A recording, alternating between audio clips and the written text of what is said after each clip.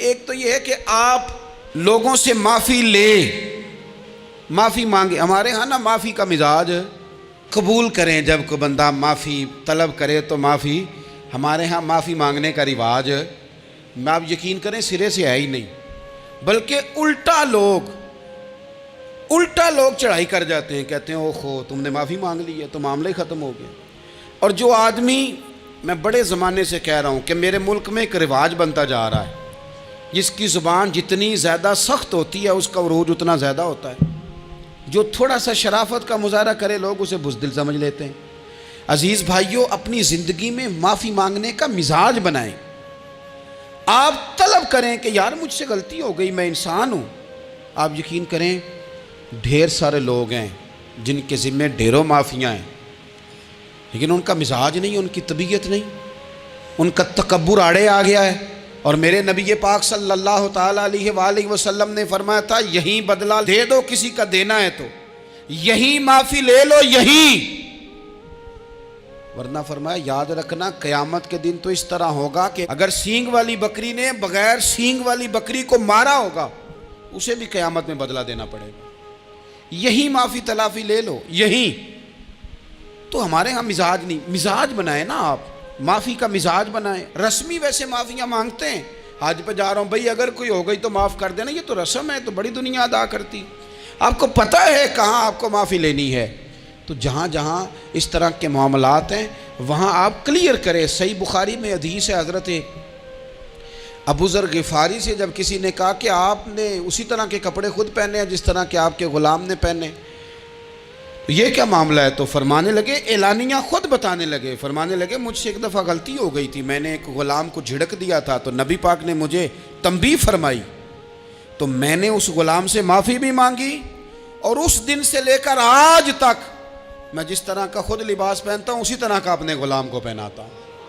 تو وہ خود بیان کر رہے ہیں، وہ لوگ اظہار کر رہے ہیں کہ ہم نے یہاں نبی پاک علیہ الصلوۃ والسلام کے تنبیہ کرنے پر ہم نے اپنے غلام سے، خادم سے یا کسی غلام سے معافی مانگی. تو معافی مانگنے سے بندے کا قد کبھی چھوٹا ہوتا ہے؟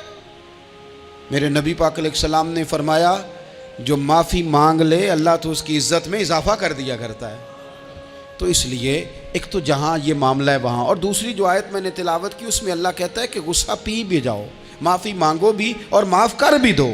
والکاظمین الغیظ والعافین عن الناس، فرمایا وہ لوگ جو غصہ پی جاتے ہیں اور لوگوں سے درگزر کرتے ہیں، لوگوں سے درگزر کرتے ہیں. واللہ یحب المحسنین، اللہ ان احسان کرنے والوں سے محبت فرماتا ہے، ان سے اللہ پیار کرتا ہے. تو رب فرماتا ہے جو غصہ پی جاتے ہیں والعافین عن الناس، اور لوگوں سے درگزر کرتے ہیں. ایک تو معافی مانگے اور دوسرا معاف کر بھی دیں. اگر دل میں کوئی بات ہو تو معاف، ہر روز لوگوں کو معاف کر کے سویا کریں.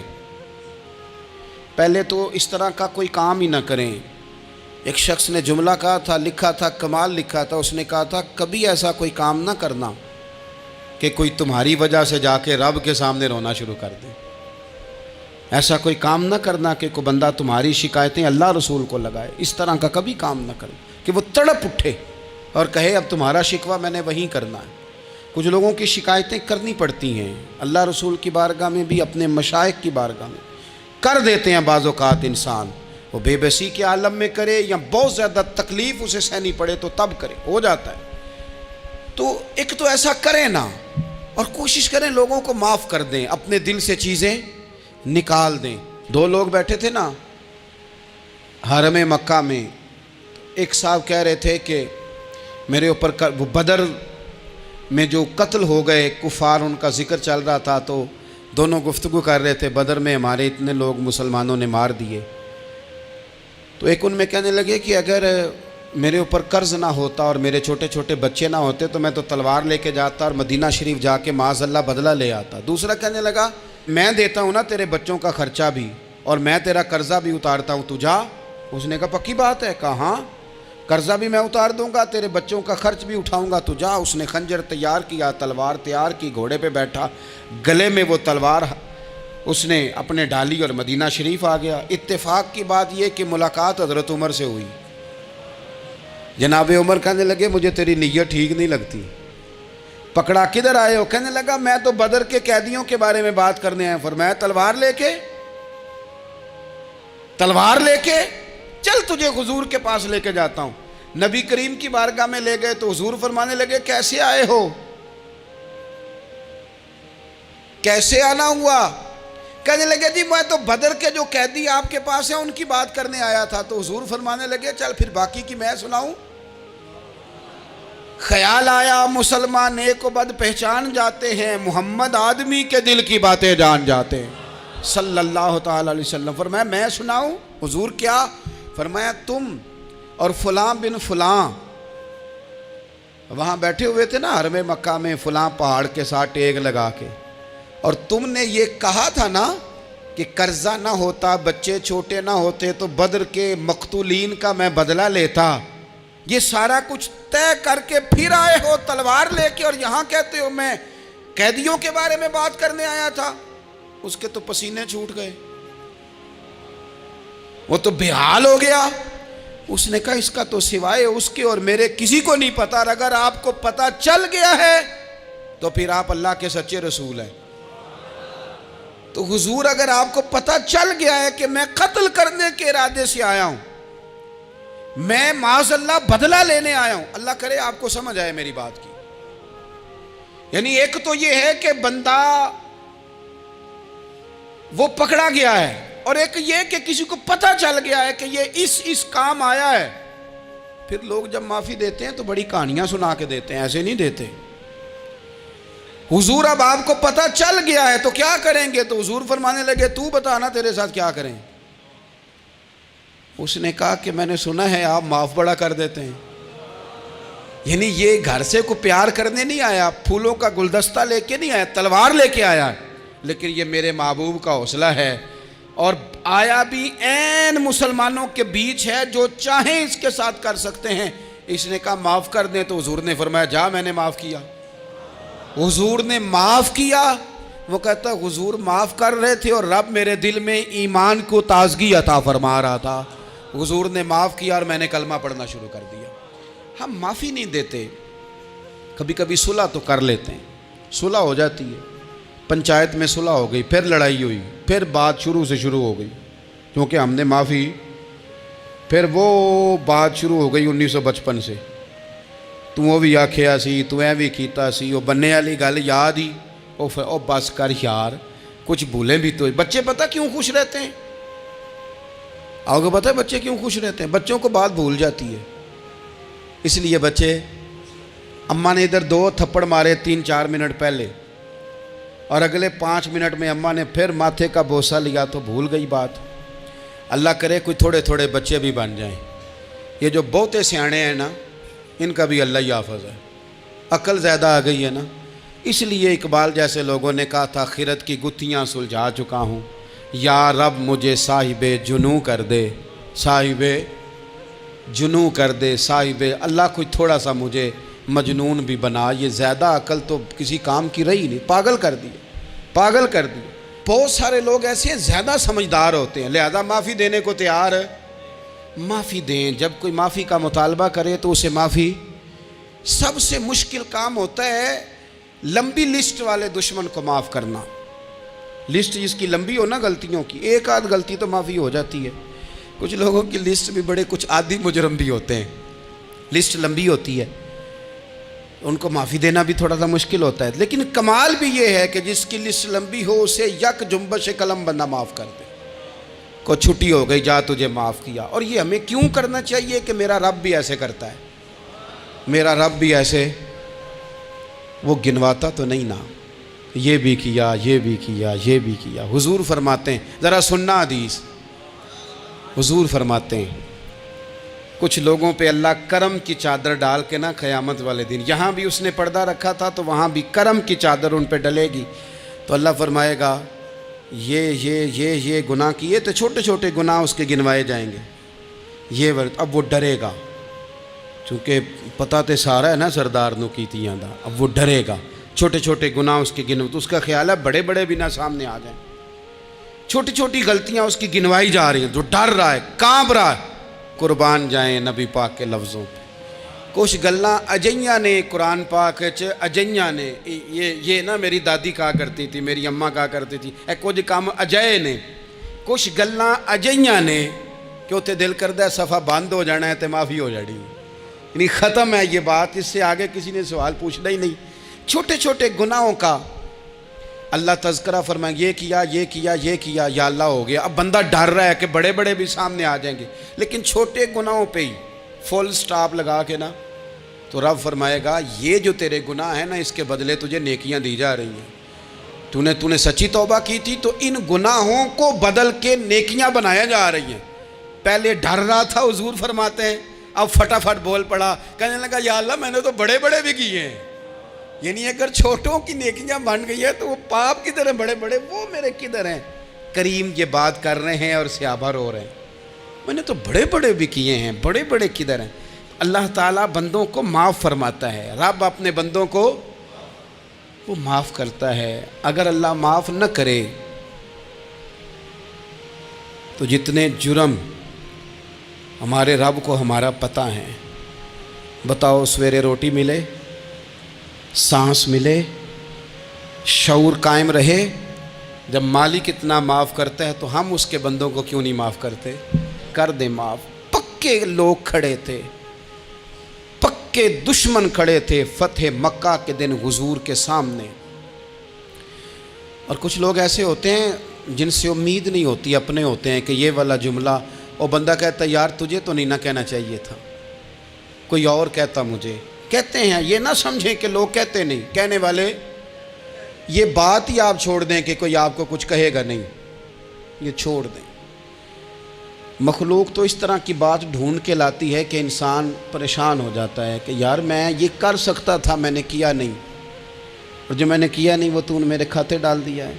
ایسے لوگ سامنے کھڑے ہو گئے فتح مکہ کے دن کہ جن کے چہروں سے ان کی زیادتیاں عیاں ہو رہی تھیں، ان کے ظلم چھلک رہے تھے چہروں سے۔ حضور کے سامنے کھڑے ہیں، کانٹے بچھانے والے بھی، روڑے مارنے والے بھی، گلے میں رسیاں ڈال، سارے کھڑے ہیں۔ حضور نے فرمایا بتاؤ تمہارے ساتھ کیا سلوک کروں؟ انہوں نے کہا آپ کریم ہیں۔ تو حضور نے پتہ کیا کہا؟ قرآن پاک میں ایک سورہ یوسف ہے، کچھ لوگوں کو لفظ قصہ بھی بڑا برا لگتا ہے، تو اللہ فرماتے ہیں نحن نقص علیک احسن القصص، محبوب ہم آپ کو ایک سونا قصہ سنانے لگے ہیں۔